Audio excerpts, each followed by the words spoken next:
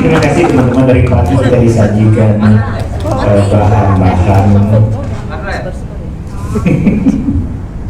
bahan-bahan menjadi materi. Terkesannya kok ngeri sekali menjadi notaris ini ya.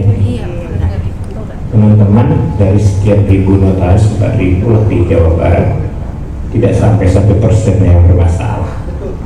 Jadi jangan takut, masih banyak. Sepanjang Anda memegang UUJN dan belajar undang-undang secara keseluruhan, sehingga Anda melihat sesuatu itu menjadi lebih luas, tidak bermakai kacamata kuda, Anda akan aman. Ya, kami dari Majelis Pengawas itu benar kata Bang Leo, kita sidang dari mulai jam 10 pagi sampai jam 9 malam. Saya bilang 4 kali azan kita lewati sidang. Rata-rata yang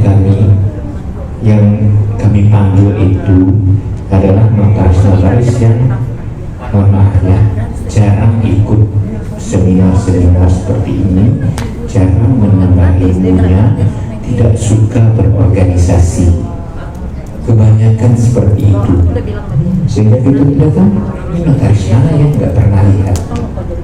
Jadi teman-teman, kuncinya tetap mencari ilmu, berorganisasi lah, bergaul lah. Kalau ada seminar-seminar seperti ini, nggak berapa sih biayanya, bahkan untuk 1 juta pun seandainya dari 1 juta, dengan ilmu yang Anda dapatkan nggak ada artinya.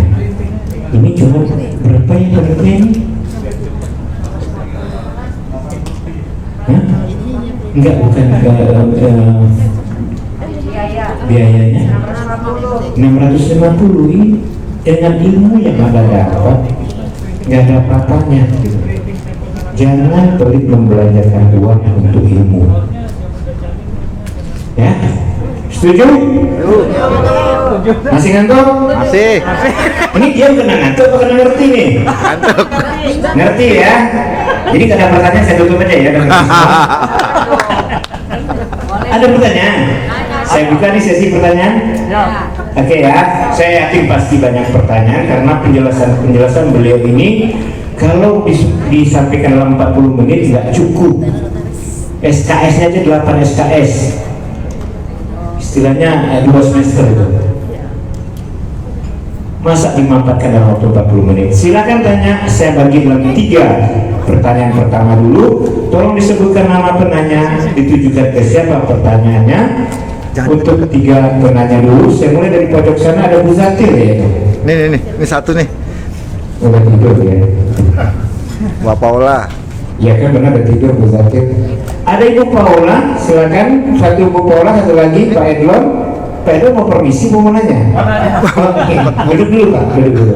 Saya kira mau permisi, udah kebelet pipis, udah berdiri aja. Bu Paula, Pak Edlon, satu lagi dari sini ada? Banyak yang mengerti ya. Diana Vita ada pertanyaan nggak? Belum. Nggak ada lagi waktu yang akan datang sekarang. Now or never gitu. Jangan belum tidak ya. Dari media sana belum ada pertanyaan. Silakan. Susah tentang Pak Win. Kalau ngomong nanya saya yang nanya loh. Pak Hari, nanya dong. Nanya apa aja terserah deh. Pengen ditanya ya? Ya, oke. Teman-teman, mohon maaf ya, saya mau harus bercanda begini karena ini jam-jamnya rawa di mana semua orang ngantuk. Saya harus membawakan acara supaya lebih ini. Saya silakan dulu bawa penanya. Tolong pertanyaan apa? Pertanyaannya ke siapa dan sebutkan nama penanyanya.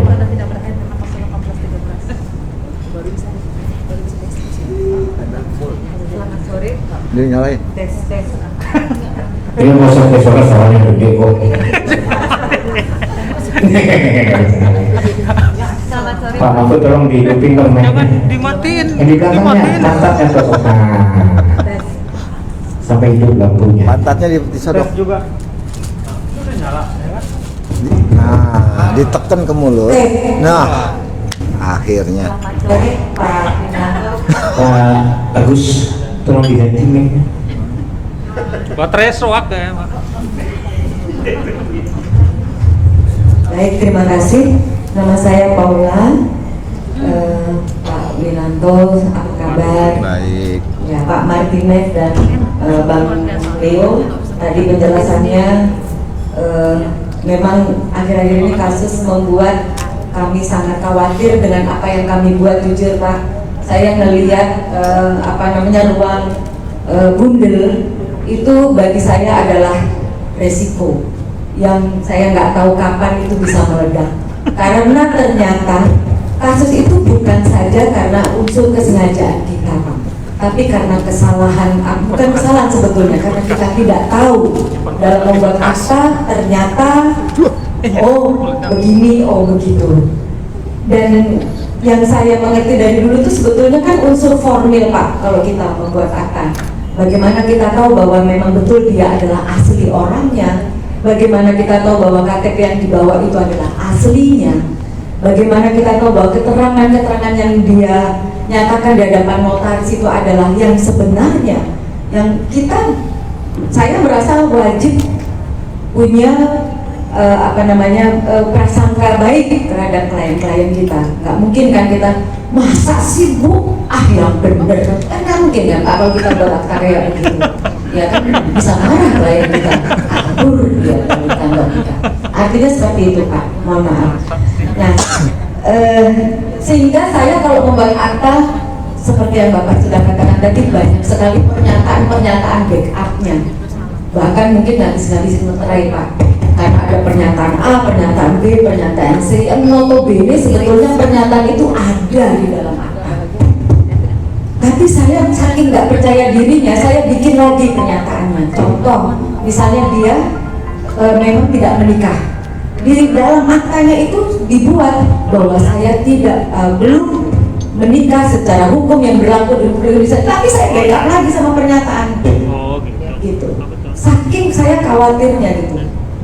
Saya jadi berpikir apakah pernyataan yang dibuat di bawah tangan itu sampai melampaui akta otentik itu sendiri. Kan itu kan akta otentik, dibuat pada pihak otentik, dibuat di hadapan pejabat notaris, tapi bisa kalah sama pernyataan gitu Pak. Itu yang saya menjadi pertanyaan. Tapi kalau saya nggak bikin pernyataan, rasanya nggak afdol. Itu Pak yang terjadi. Itu yang pertama. Yang kedua, ini untuk PPJB Pak, satu lagi ya Pak DM. PPJB itu kan biasanya kita di dalam klausul ada syarat batal Pak. Kalau dia batal misalnya 50 kembali 50%, kalau dia ini, tapi ada klausul yang menyatakan kalau dia tidak membayar dalam jangka waktu misalnya paling lambat tanggal sekian, maka PPJB ini dianggap batal. Maka uang yang sudah diserahkan kepada penjual hangus.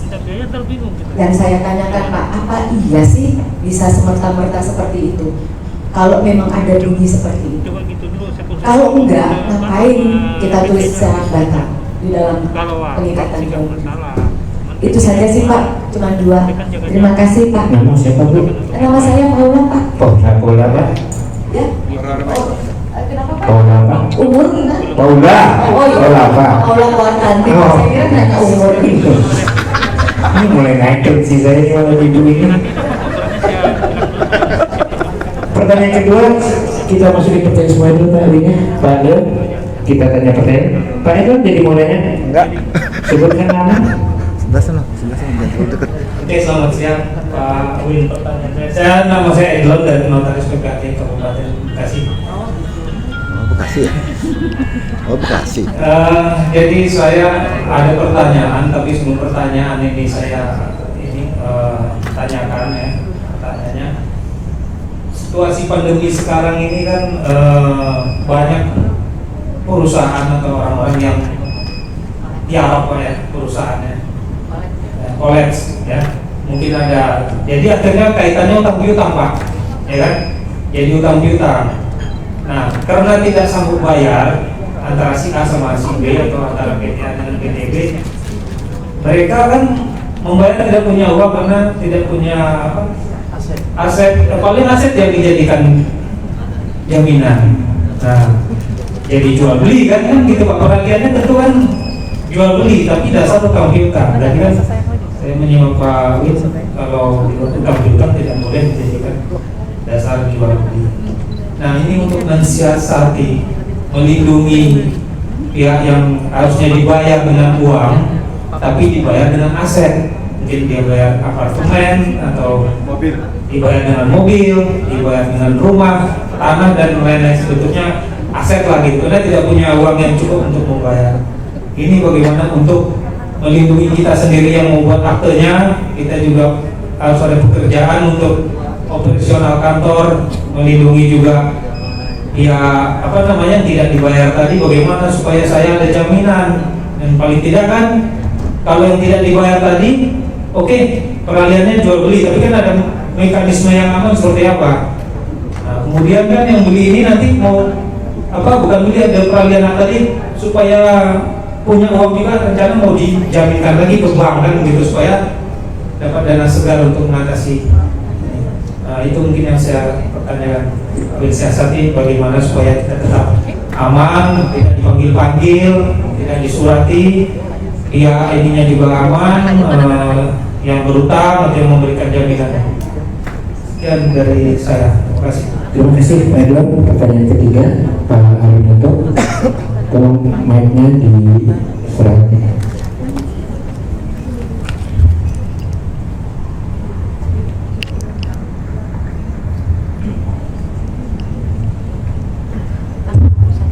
Baik, terima kasih. Assalamualaikum warahmatullahi wabarakatuh. Di sini pengalaman pribadi saya dan kebetulan berkaitan dengan tema kita ya, prinsip kehati-hatian bagi notaris dalam membuat akte PPJB. Jadi saya ingin menyampaikan pertanyaan kepada Pak Winanto dan Pak Leo. Jadi dalam membuat akte pengikatan jual beli PPJB dibuat oleh sama notaris Kabupaten Bekasi. Karena sudah lunas, tapi karena tidak dibayar BPHTB-nya. Itu alasannya karena belum bayar BPHTB. Cuman saya tanya, kenapa Anda nggak kesana saja ke notaris X saja yang Kabupaten Bekasi juga kan? Kalau itu Kabupaten Rawang atau Sukabumi atau apa, mungkin tanahnya di Kabupaten Bekasi mungkin oke. Sudah nggak mau Pak, karena waktu tak bikin akte PPJB saja sama stafnya notarisnya dia ada Pak. Pusing kepala saya jadinya. Ini berarti kan berhadapannya tidak jelas ya. Artinya bukan sama si notarisnya. Terus kalau saya bikin B-nya, ini bom waktu juga buat saya. Jadi terpaksa sesuai dengan itu bahwa saya tolak, saya ingat bahwa notaris nggak boleh menolak ya, tapi saya tadi dengar pasal 116 pasal apa namanya dari UU Pak, bahwa kita boleh menolak dengan alasan ada sesuatu ya Pak yang kira-kira merugikan. Tapi karena ini adalah AJB yang harus saya buat, jadi akhirnya saya pikir, saya mahalin aja Pak 10 kali lipat. Saya tanya berapa sih ini apa NDP-nya 1 miliar. Ya udah saya bilang, Pak saya minta 3%, saya bilang. Waduh Pak mahal amat. Ya udah ke notaris sana aja, saya bilang, ke PPAT itu aja yang bikin. Jadi karena harga NDP-nya sudah sampai 1 miliar kan saya udah bingung juga. Apa 3 miliar gitu saya bingung juga untuk menolaknya bagaimana. Jadi apakah dengan demikian buat saya pribadi ya tindakan saya itu sudah benar atau belum ya Pak? Karena kok saya jadi pas dia pergi itu udah marah-marah, notaris ini PPAT-nya mahal banget katanya, nggak masuk akal ya Miss. Saya juga takut Pak kalau katanya PPJB-nya stafnya yang tanda tangan di depan dia. Jadi bukan di hadapan saya notaris berhadapan dengan saya staf, staf notaris Kabupaten Bekasi. Harusnya ditulis di situ di kepala aktenya. Mohon maaf Pak, terima kasih, demikian aja Pak. Terima kasih Pak Rinanto. Namanya Pak Rinanto kan? Ya, Rinanto Sugiono Pak. Ada imutnya Pak, gitu ya. Om Imut. Terima kasih, saya tanya dulu pertanyaan. Sebentar dulu.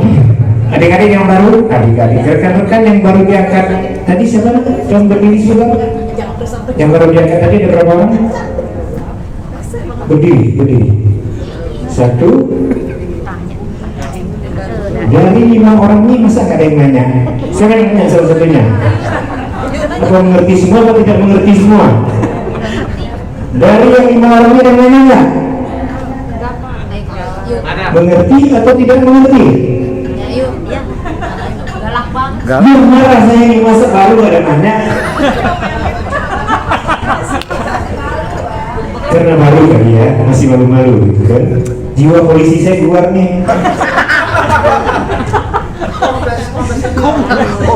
Saya kombes loh, kompor besar. AKBP ya? Enggak kurang. Enggak jadi dibahas. Pak Winanto, Bang Leo tadi ada pertanyaan, kita lanjut aja dijawab ya. Mohon maaf saya penyegaran aplikasi supaya tidak ngantuk. Dari Bu Paula, Pak Winanto, saya sumerinya jawab, pentingkah pernyataan tambahan dibuat di dalam akta otentik itu Pak? Itu yang kedua, apakah perlu memang syarat akta dalam suatu surat perjanjian jual beli Pak? Kemudian dari Pak Edlo menanyakan berkenaan dengan keadaan sekarang ini di mana hutang piutang yang harusnya uang ternyata dibayarkan dengan dalam bentuk aset Pak, apakah itu berisiko atau tidak? Kemudian dari Pak Rinanto, pengalaman pribadi ini cepat kalau konsultasi bayar ya. Enak aja konsultasi di sini dengan Pak Win gratis.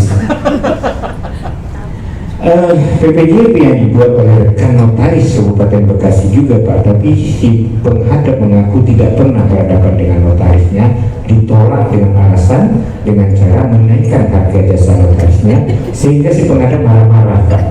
Wajarkah penolakan dengan cara seperti itu Pak? Saya komen saja, nanti Pak Winanto dulu silakan. Baik, terima kasih. Pertama saya akan menjelaskan kepada rekan Paula.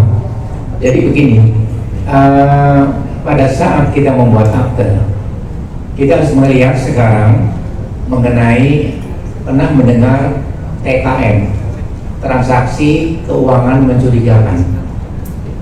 Itu amanat Undang-Undang 8 2010, tindak pidana pencucian uang.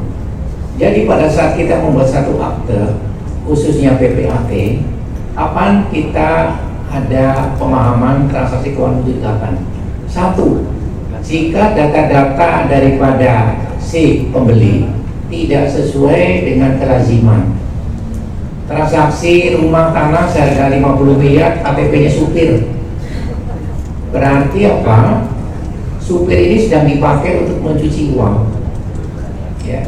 Atau dalam hal ini kita melakukan transaksi, biasanya transaksi dengan pembayaran langsung ke bank. Ini bawa uang tunai, satu ransel, satu tas, mata uang dolar, mata uang Singapura. Ini sesuatu yang istilahnya itu adalah sesuatu yang dikatakan tidak lazim. Nah, di dalam pasal 8 Undang-Undang 8 2010, barang siapa mengetahui ada sesuatu yang tidak lazim, tidak melapor, kalau terjadi masalah dia akan ditarik-tarik. Oleh karena itu, maka dalam hal ini kita semua notaris PPAT mungkin sudah tahu mesti punya aplikasi Go AML, Go Anti Money Laundering, ya harus punya. Nah pertanyaannya saya ditanyakan nih, kalau kita melapor ini apa tidak berbahaya? Jawabnya tidak. Kenapa tidak? Sudah diatur di dalam Undang-Undang 8 2010 pasal 84, 85, 87. Maka saya minta ya rekan-rekan semuanya nanti besok suruh asisten print out melalui Google Undang-Undang 8 2010 peraturan ya PP 43 2015, Undang-Undang 9 2013 tindak pidana pendanaan terorisme, print out karena ini ada kaitan dengan jabatan kita. Di dalam Undang-Undang 8 2010 ada satu pasal 84 mengatakan pihak pelapor dijamin keamanan fisik dan keluarganya dari ancaman-ancaman. Pihak pelapor, ya pasal 84. Pasal 85, pihak pelapor tidak akan diungkapkan identitasnya di pengadilan. Ini undang-undang loh yang menjamin. Pasal 87, pihak pelapor tidak akan dituntut ganti rugi baik perdata maupun pidana. Ini jaminan undang-undang yang menjamin. Jadi kita melaporkan itu sudah dilindungi oleh undang-undang. Nah, kita sebagai notaris PPAT kadang-kadang juga mesti membayarkan uang BPHTB. Itu jumlahnya besar loh, kadang-kadang bisa 10 miliar karena transaksinya besar. Bagaimana melindungi diri kita? Maka yang melakukan pembelian itu kan bayarkan BPHTB. Takutnya uang yang digunakan itu uang kejahatan. Maka di pola pernyataan pakai materi 10.000 bahwa uang yang digunakan untuk membeli aset maupun membayar BPHTB bukan uang hasil kejahatan. Bagaimana kalau terbukti tidak ketantok? Kita sudah terlindung karena ada pernyataan tadi dari pasal 55 ayat 1 ya, jadi pernyataan itu adalah untuk melindungi kita. Nah, dalam hal ini memang kita nggak bisa ada transaksi jual beli PPAT. Kita kan sesuai dengan peraturan PP 2497 kita harus melakukan validasi sertifikat itu. Apakah tidak palsu, tidak ada masalah. Nah, tapi kalau masalah apakah si pemilik sertifikat itu membeli karena dengan dasar uang hasil ditetapkan, bukan kewajiban kita, ya kan? Nah, kewajiban kita yang membuat akte saja. Jadi dalam hal ini kapan kita membuat pernyataan-pernyataan dikaitkan dengan kasus per kasus, ya. Kalau tadi saya mengatakan yang menghadap usia 18, 19, 20 belum menikah. Nah, bagaimana kalau ini terjadi nanti ayah kandungnya menggugat dengan pasal 330 kan begitu. Nah, ini pernyataan yang dibuat itu adalah untuk melindungi kita. Jadi tujuannya bukan setiap transaksi mesti dibikin pernyataan, tidak, tapi tergantung kasus demi kasus. Nah, yang pernyataan yang menjawab pertanyaan kedua, bagaimana nih ada utang piutang tapi kemudian dilakukan jual beli. Kita buat akte judulnya kesepakatan bersama antara si A kreditur dan B debitur. Di dalam akte kesepakatan bersama diuraikan bahwa si A telah meminjamkan uang pada si B, ya, dan sejumlah sekian, dan B telah menyerahkan agunan yaitu berupa sertifikat nomor berapa, bahwa karena si B, ya, untuk melunasi hutangnya tidak punya uang tunai, maka sepakat akan diserahkan hak miliknya berupa sertifikat hak milik atau HGB nomor berapa sebagai bukti pelunasan dalam bentuk akte jual beli. Dengan dilaksanakan akte jual beli, maka hutang piutang antara A dan B sudah lunas, titik. Itu. Jadi bentuknya mesti ada perjanjian induk kesepakatan bersama. Nah, ini tidak melanggar. Kenapa? Karena memang sudah disepakati dari awal dalam perjanjian. Yang tidak boleh, ya, datang kepada kita seorang PPAT bikin jual beli tapi tidak cerita nih sama PPAT ini sebetulnya utang piutang. Begitu ada gugat menggugat, ya kita kalah. Yang kalah yang pihak berperkara. Cuma kita kan dipanggil-panggil. Ya, kalau lapor ke polisi ataupun ke pengadilan kan buang waktu. Nah, itu yang jawabannya demikian. Buatlah akte kesepakatan bersama. Nah, sering ada kejadian begini. Si A meminjam uang pada bank, menyerahkan agunannya, sertifikatnya, dipasang tanggungan. Karena si A tidak bisa mengembalikan pinjaman tepat pada waktunya, maka secara hukum akan dilelang agunan tadi. Tapi si debitur bilang sama bank, tolong jangan dilelang, Pak. Karena kalau dilelang itu kan diumumkan, mungkin namanya dia kurang baik kan. Jadi dia bilang sama bank bahwa agunan saya itu yang sekarang dijaminkan itu akan dibeli oleh kawan saya dengan catatan nanti hasil penjualan itu digunakan melunasi.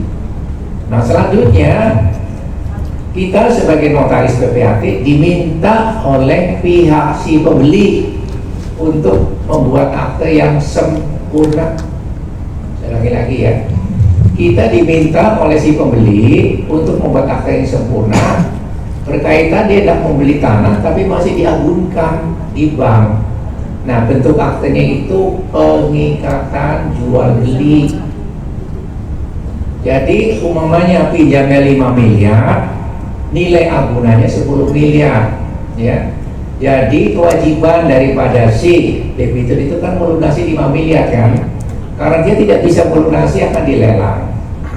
Nah, supaya jangan dilelang, dia hendak menjual. Dia punya rumah tanahnya itu pada pembeli. Seharga berapa? Seharga 10. Tapi dengan catatan uang yang 5 miliar dibayar oleh pembeli untuk melunasi pinjaman si debitur tadi sebagai penjual di bank. Nah, kita membuat akte pengikatan jual beli itu mesti jelas ya, diuraikan bahwa si penjual itu memiliki sertifikat hak milik atau HGB nomor berapa yang saat ini sedang diagunkan di Bank Mandiri ya, sesuai dengan hak tanggungan nomor sekian, bahwa agunan tadi itu setuju untuk dialihkan pada pembeli dan bank menyetujui juga. Nah, di sini yang penting sekali ini Bapak dan Ibu, kalau ada akte pengikatan itu jangan si pembeli ngasih cek tunai 5 miliar pada penjual, nanti nggak di store nih buat usaha lain, bahaya. Jadi pengikatan jual belinya itu si pembeli langsung mentransfer uang sejumlah 5 miliar di Bank Mandiri nomor sekian untuk melunasi pinjaman daripada si penjual. Jadi kasih cek tunai nih saya kasih kamu. Nah, si penjualnya debitur nakal, bukannya melunasi usaha yang lain. Nah, ini jadi masalah. Ingat nih, jadi masalah. Jadi langsung kesepakatannya uang pembayaran 5 juta itu kan harga 10 juta, dibayar dulu 5 juta oleh pembeli untuk melunasi pinjaman si penjual di Bank Mandiri. Setelah keluar itu akan ada surat keterangan roya dan notaris yang diberi kuasa menerima surat roya, sertifikat hak tanggungan dan sertifikat asli. Jangan si penjual lo nakal, lo penjual lo. Ya kalau dia terima jual lagi sama orang lain gitu loh. Nah, dengan demikian bagaimana untuk mengamankan si pembeli ya, tadi harga 10 miliar dibayar pertama 5 miliar di store ke rekening si penjual di Bank Mandiri untuk melunasi pinjaman, dan nanti dikeluarkan surat keterangan roya berikut sertifikat hak tanggungan, sertifikat diserahkan pada notaris yang menerima, dan selanjutnya sisanya lagi 5 miliar dibayarkan pada saat dilakukan akte jual beli antara si penjual dengan si pembeli tadi. Nah, di sini saya minta harganya harus penuh, jangan nanti dimainin. Ya ingat ya, kita harganya 10 miliar loh. Karena sudah dari awal ceritanya begitu. Yang tidak boleh kita nih, saya ingetin ya rekan-rekan ya, ada pengikatan jual beli rumah tanah seharga 10 miliar nih dengan pembayaran angsuran. Sudah lunas, si penjualnya sama si pembelinya bilang saya nggak mau balik nama, saya minta kuasa menjual supaya saya bisa jual lagi pada pihak ketiga. Jangan bikin lakukan itu. A, pemilik tanah menjual pada B dengan angsuran harga 10 miliar. Begitu sudah lunas, si B bilang saya nggak mau balik nama nih A, saya minta kuasa menjual dari kamu supaya saya bisa jual pada C. Jangan kita lakukan itu. Pertama, bisa timbul perkara. Kenapa timbul perkara? Secara hukum kalau A kasih kuasa pada B menjual pada C, uangnya mesti si A loh, bukan ke si B. Betul kan? A kasih kuasa B untuk menjual tanahnya, kalau B jual ke si C, kan B berdiri sama si A, pemiliknya sama si A kan? Nah, kalau si A nakal, tuntut nggak si B. Nah, yang kedua, merugikan negara. Harusnya negara mendapat pemasukan. A bayar pajak penjualan, B bayar PHTB, sudah balik nama B jual lagi bayar pajak penjualan pada si itu, negara dirugikan pemasukan pajak. Tapi yang paling bahaya tadi, prinsip daripada kuasa itu kan uangnya masuk si B bukan ke si A. Nah, ini jadi masalah. Jadi jangan dilakukan. Jadi tadi pertanyaan tadi bilang kesepakatan bersama, tidak ada masalah. Nah, menjawab pertanyaan yang ketiga, bagaimana? Ya. Di awal mereka udah ada buat kesepakatan sih Pak, cuman di bawah tangan. Nah, kalau bisa kita tuangkan ke penegasan secara ke notaris, karena kalau di bawah tangan itu kadang-kadang kan bukan otentik ya. Dan ingat loh Bapak dan Ibu, pada waktu melakukan jual beli kita lihat status hukum dari si penjual. Apakah penjual terikat dengan perkawinan menurut undang-undang negara pasal 2 undang-undang perkawinan? Apakah menikahnya itu dengan perjanjian kawin atau tidak? Kalau tidak, harta gono gini dan itu merupakan harta yang diperoleh sama perkawinan, mesti ada persetujuan kawan nikah. pasal 36 ya. Kalau ada perjanjian kawin bagaimana? Belum sempurna Bapak dan Ibu. Ingat ya, kalau ada akte jual beli orang menyerahkan akte perjanjian kawin, hati-hati. Kenapa? Ada 3 jenis perjanjian kawin. Satu, perjanjian kawin hasil dan pendapatan. Yang kedua, untung rugi. Ketiga, pemisahan sempurna. Mesti dibaca pasal 1 sampai akhir. Kadang-kadang kita tidak teliti.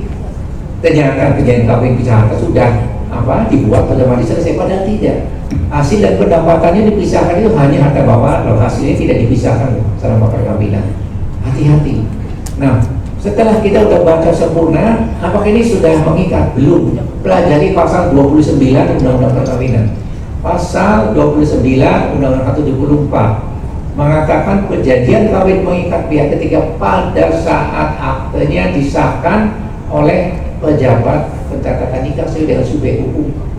Kalau dia muslim, menikah di KUA, akte nikahnya ditulis. Kalau menikah catatan sipil, akte nikah yang kayak ijazah lembar diketik. Tanpa itu dianggap belum sempurna. Kenapa? Notarisnya lupa memberitahukan pada klien. Ingat nih, kalau Bapak dan Ibu ada akte perjanjian kawin, jangan lupa memberitahukan pada klien. Nanti waktu Bapak dan Ibu mencatatkan perkawinan, baik di KUA catatan sipil, serahkan satu salinan akte untuk dicatatkan. Kalau kita nggak kasih tahu, mereka nggak ngerti loh. Akibatnya tidak dilaksanakan. Baru ketahuan nih, waktu dia nanti meminta kredit, kemudian minta persetujuan, dia bilang sudah bikin syarat kawin, ternyata diselidiki belum disahkan pasal 29, maka dianggap persatuan harta. Nah, solusinya bagaimana kalau kejadian demikian? Minta penetapan pengadilan supaya pengadilan memerintahkan kantor pencatatan nikah mencatat dan mengesahkan bahwa mereka perjanjian kawin itu sah. Ada penetapan pengadilan. Ingat ya, satu waktu kita mendapatkan klien menyerahkan akte perjanjian kawin, kita mau bikin akte jual beli, ternyata mereka belum melaporkan pasal 29. Sampai bagaimana jalan keluarnya? Silakan mereka meminta penetapan pengadilan, pengadilan itu memerintahkan supaya disahkan di kantor pencatatan nikah sesuai dengan subjek hukum. Nanti ada putusan. Kalau itu pernikahan di catatan sipil di akte kawin yang satu lembar itu diketik di belakangnya, berdasarkan penetapan para negeri Jakarta Pusat, Bekasi nomor sekian, maka perjanjian kawin antara A dan B sah mengikat. Nah, kalau itu seperti buku paspor akte nikah ditulis tangan, ada penetapan pengadilan. Ingat ya jalan keluarnya. Nah, kekuatan mengikat perjanjian kawin tergantung kapan dibuat. Saya ulangi lagi, kekuatan mengikat perjanjian pada pihak ketiga tergantung kapan dibuat. Kalau dibuat sebelum 1 Oktober 75, saya ulangi lagi, berlakunya Undang-Undang Perkawinan 1 Oktober 75 berdasarkan PP nomor 9 tahun 75. Kekuatan mengikat kalau sebelumnya itu didaftarkan di pengadilan negeri, pasal 152 KUH Perdata. Kalau catat dibaca lagi nanti, pasal 152 KUH Perdata mengatakan perjanjian kawin yang dibuat sebelum berlaku Undang-Undang Perkawinan itu dicatatkan di pengadilan negeri. Jadi kalau sekarang dicatatkan di kantor pencatatan nikah, pasal 29. Jadi rekan notaris kalau ada klien bikin perjanjian kawin, jangan dibawa ke pengadilan, salah. Pengadilan terima duit, terima aja stempel-stempel. Ya, tapi nggak ada manfaatnya karena yang penting pasal 29 kalau dianya tunduk pada seorang muslim ke KUA, tunduk pada ke catatan sipil. Penting ya supaya diketahui. Nah, selanjutnya apa? Tadi dikatakan kita mau bikin jual beli. Status hukum perkawinan, apakah kawan nikahnya WNI itu pada negara asing? Hati-hati nih. Pada saat diminta pekerjaan dari bank untuk memasang hak tanggungan, sertifikat nama si A, hak milik, tapi ketahuan kawan nikahnya itu warga negara Malaysia, sudah menikah di Bekasi, di Jakarta, udah lebih 1 tahun, udah gugur, jangan dipasang tanggungan. Bikin jual beli juga jangan. Jadi si A WNI menikah dengan B pada negara Malaysia tahun 2015 tanpa pisah harta di KUA di Indonesia. 2021 dia udah jual tanahnya, itu bangunannya udah gugur. hak tanahnya udah gugur. Pasal 21 ayat 3 Undang-Undang Pokok Agraria untuk hak milik hak guna bangunan pasal 36 ayat 2. Nah, gimana udah gugur bisa dijual nggak? Bisa. Tapi bentuk aktenya akte notaris, bukan akte PPAT. Jual beli bangunan dengan pelepasan hak. Kenapa tidak boleh dengan akte PPAT? Haknya udah gugur.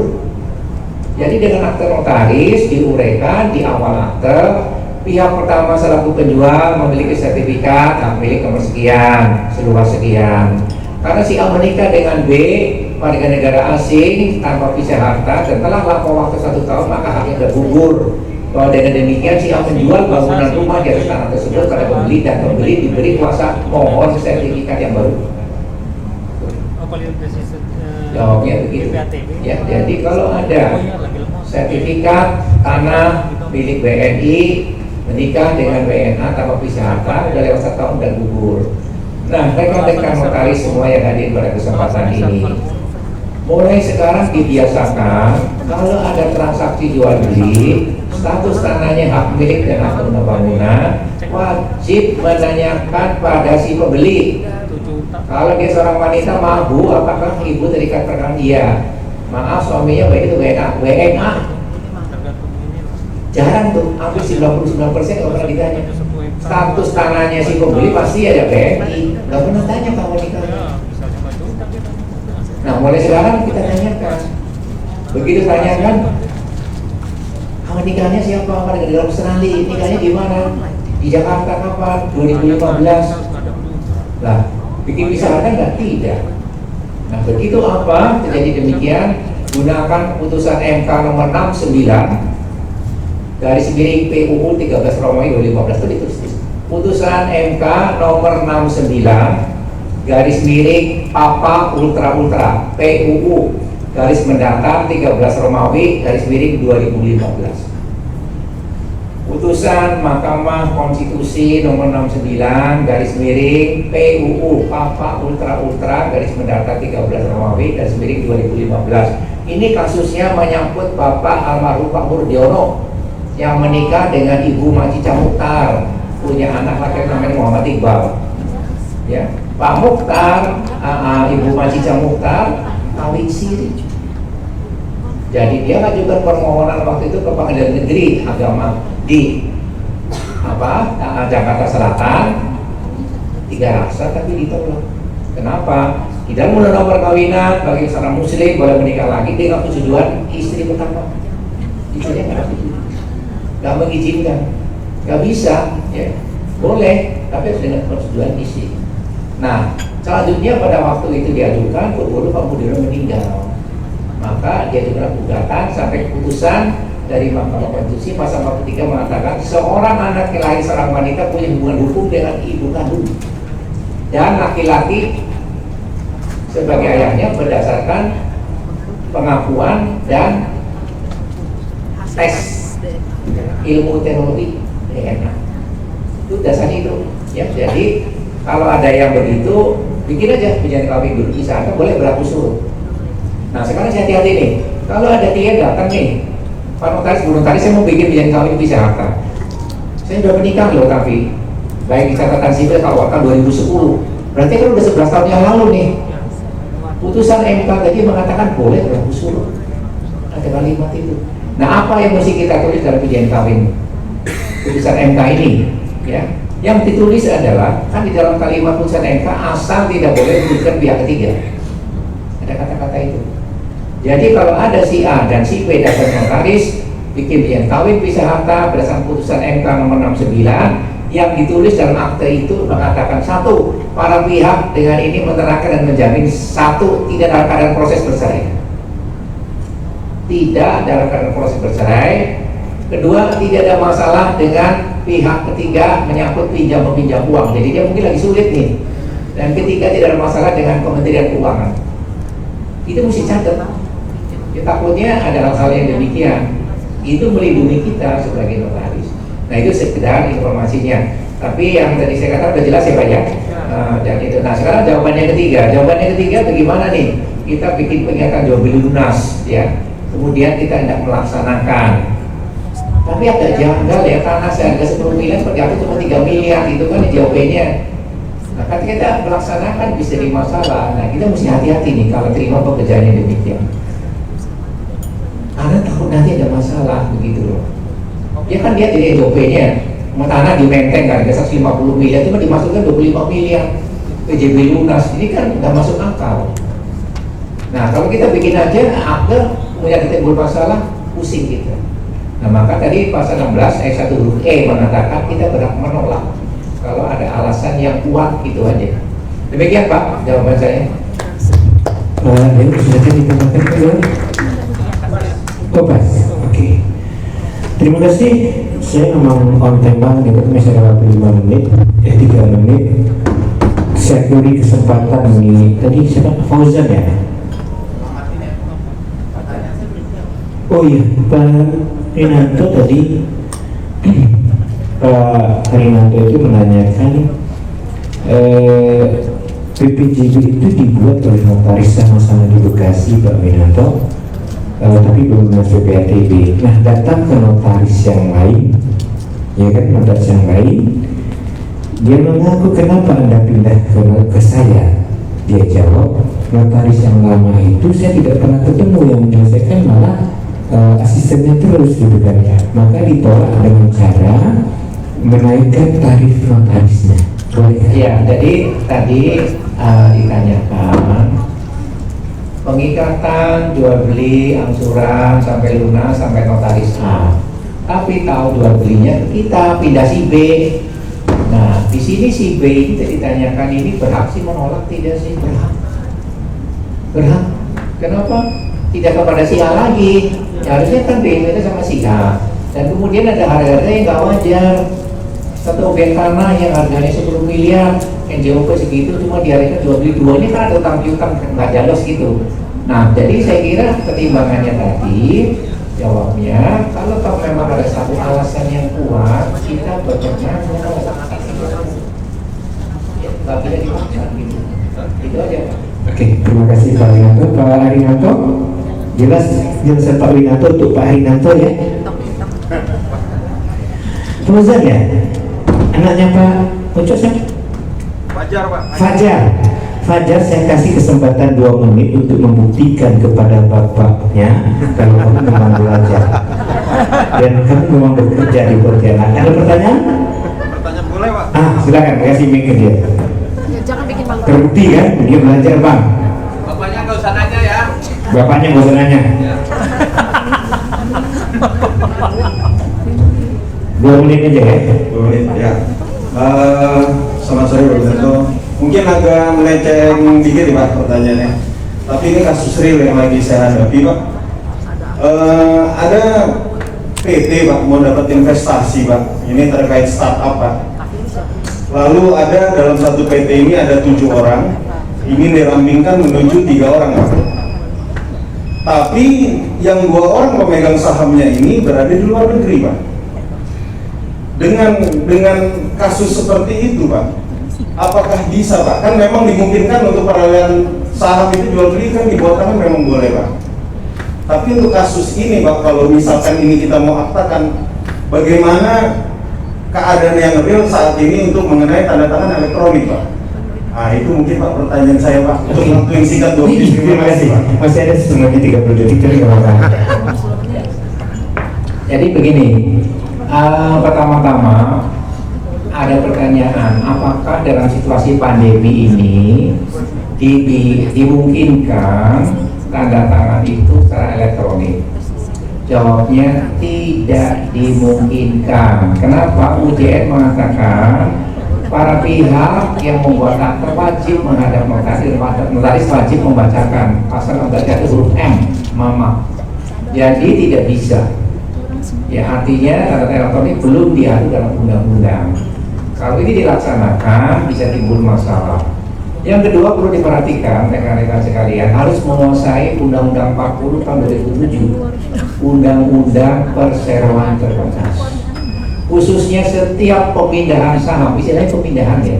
Di dalam Undang-Undang pasal 57 ayat 1 mengatakan setiap pemindahan saham harus dilakukan dengan izin RUPS atau organ PT. Nah, berarti kalau rekan notaris kedatangan A dan B jual beli saham tanpa disetujui dengan LPS, jangan dibuat.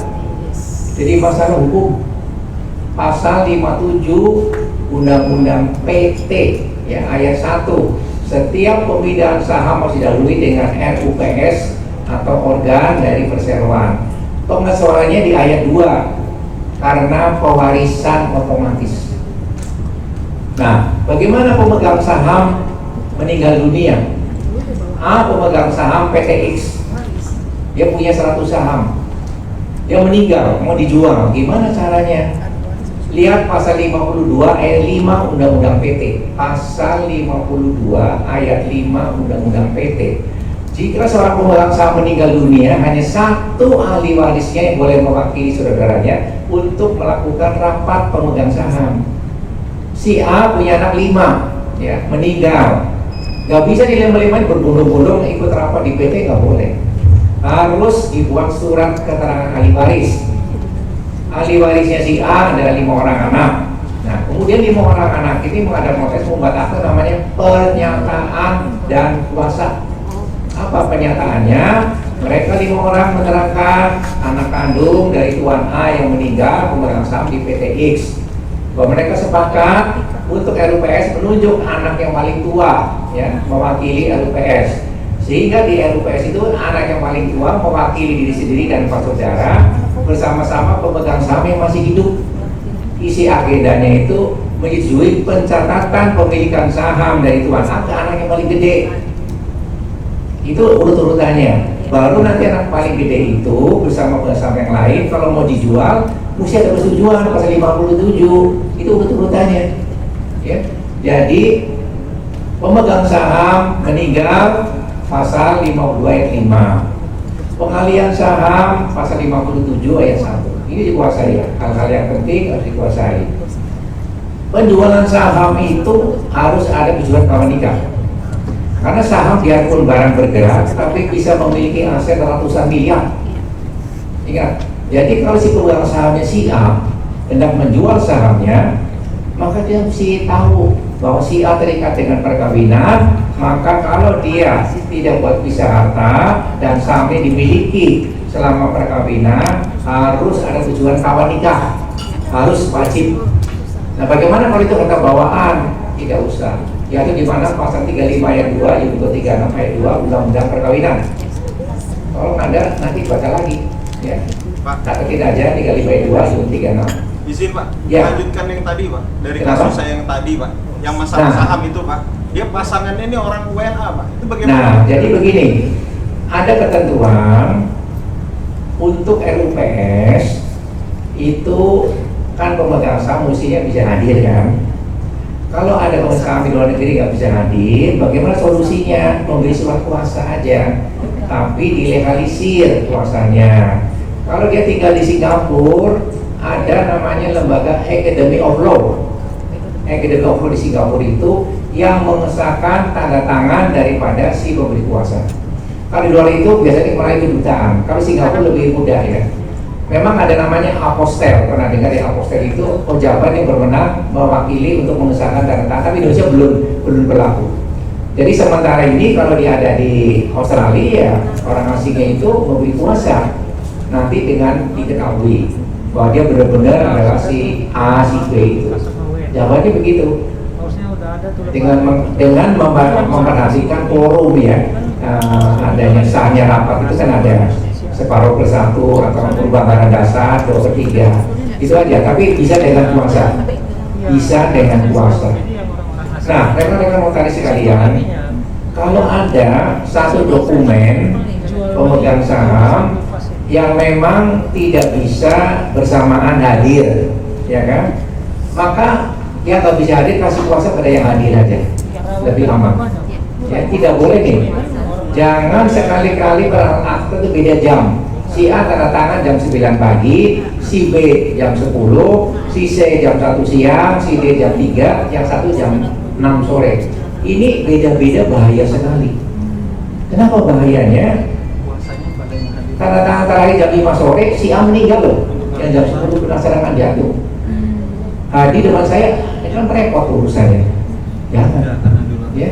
Jadi kalau begitu ya 4 orang kasih kuota pada yang terakhir itu pendirian PT atau di mana. Jangan beda-beda jam, bahaya, melanggar pasal 16 huruf M, mama, wajib dibacakan di depan notaris. Begitu jawabannya.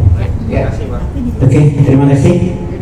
Jadi Bang, belajar ya si Fajar ini ternyata Bang. Nggak kayak bapaknya waktu S1 dulu.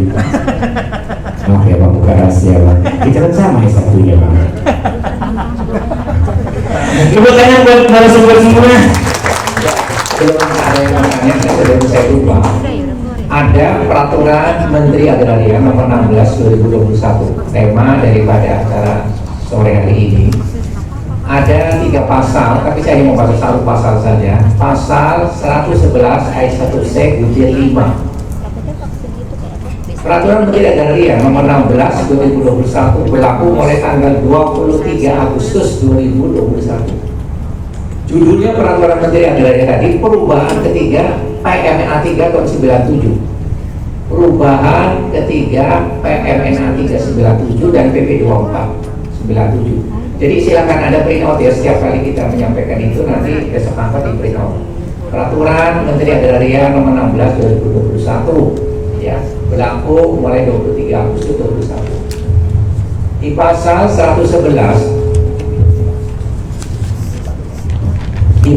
111 ayat 1 butir 5 mengatakan begini. Surat keterangan waris yang dibuat oleh notaris harus oleh notaris berkedudukan almarhum meninggal. Ulangi.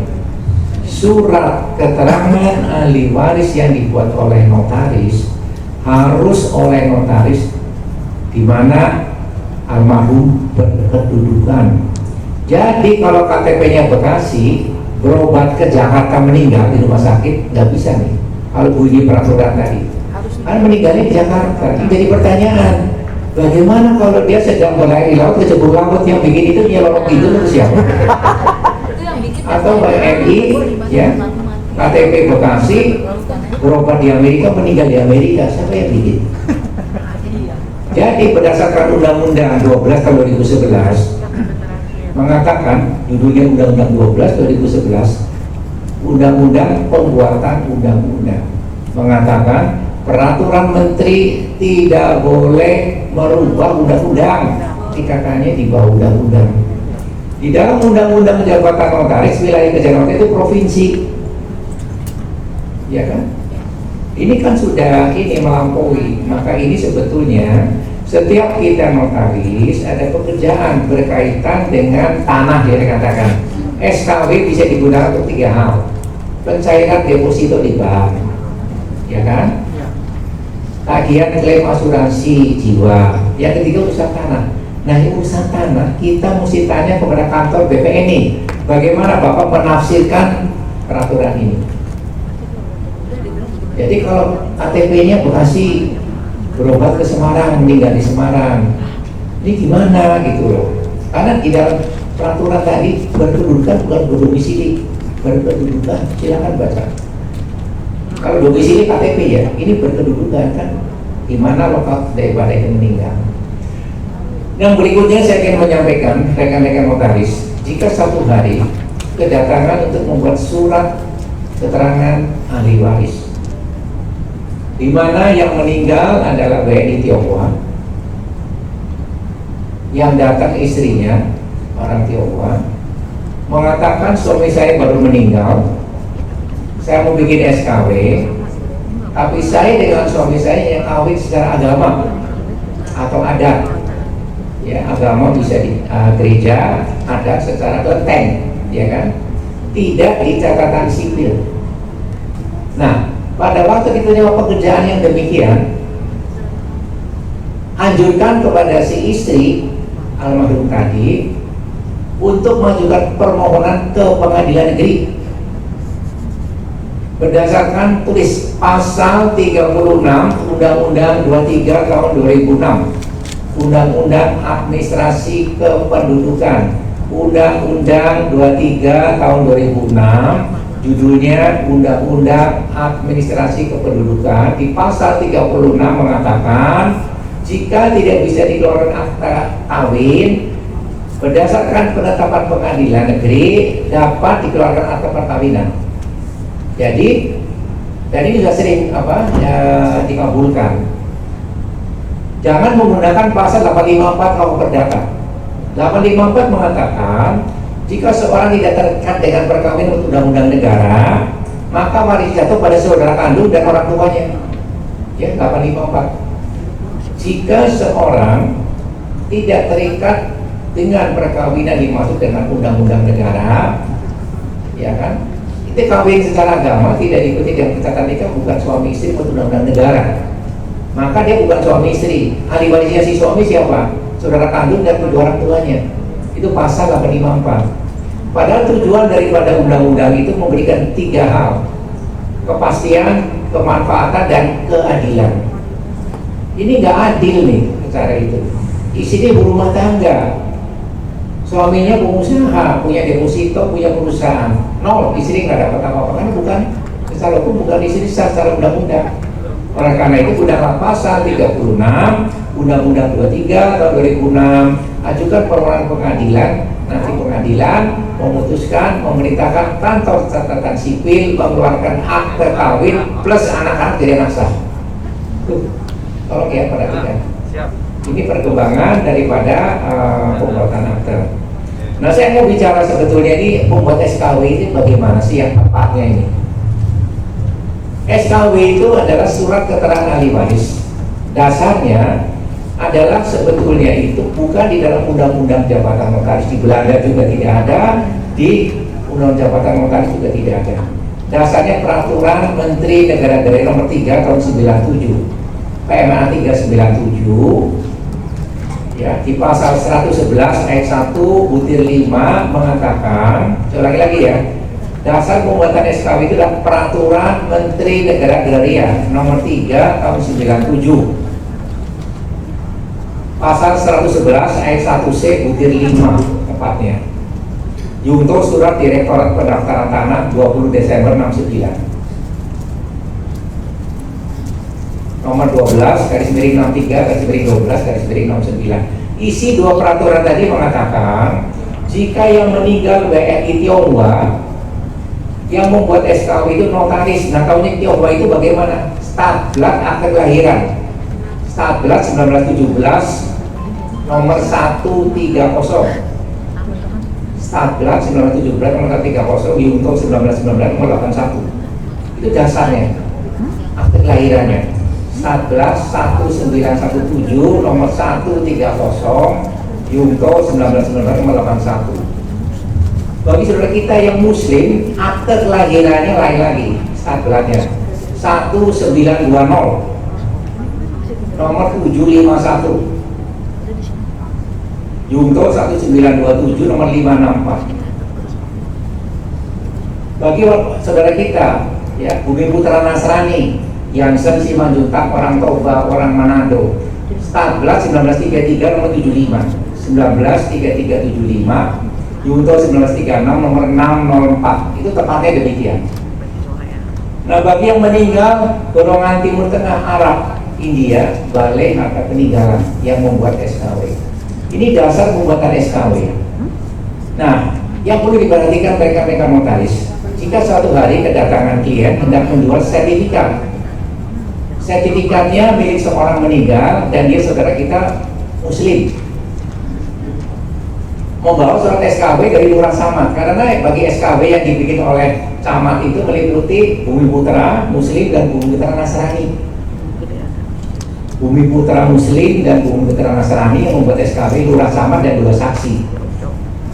Nah, almarhum meninggal, istrinya bawa surat keterangan dari lurah menerangkan ahli waris suaminya dan dia dan anaknya. Hati-hati. Kenapa? Dalam hukum waris Islam, golongan waris 1 dan 2 mewaris bersama-sama. Kalau kedua orang tuanya almarhum masih hidup, dapat 1/6 bagian. Yaitu di mana surat An-Nisa 4 ayat 11. Yunto pasal 176 kompilasi hukum Islam. Itu dasar hukumnya. Jadi kita wajib menanyakan pada istri almarhum, apakah kedua orang tua Anda masih hidup? Masih. Minta pernyataan tidak keberatan, diserahkan pada ibu dan anak. Kejadian di Kalimantan, yang meninggal relatif masih muda, punya deposito 60 miliar karena punya izin usaha pertambangan batu bara.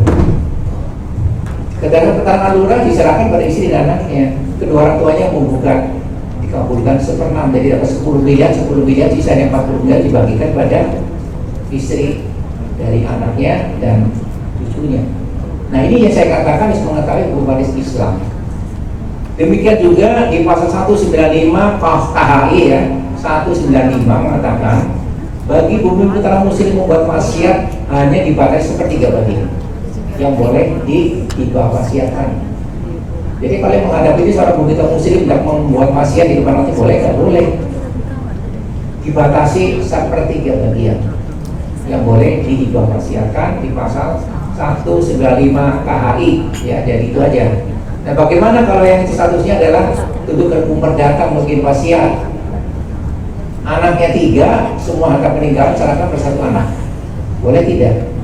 Boleh, tapi kita menasihatkan pada yang buat wasiat tidak bisa dilaksanakan di BPN. Kenapa? Karena BPN tidak mau balik nama kecuali ada persetujuan dari 2 anak kandung yang lain. BPN bisa digugat dengan pasal 913, 914 legitim fungsi. Ya, ingat aja. Jadi waktu kita membuat wasiat, kasih tahu pada yang buat wasiat, Pak, percuma kalau bikin wasiat yang harus dilaksanakan karena ada bagian mutlak.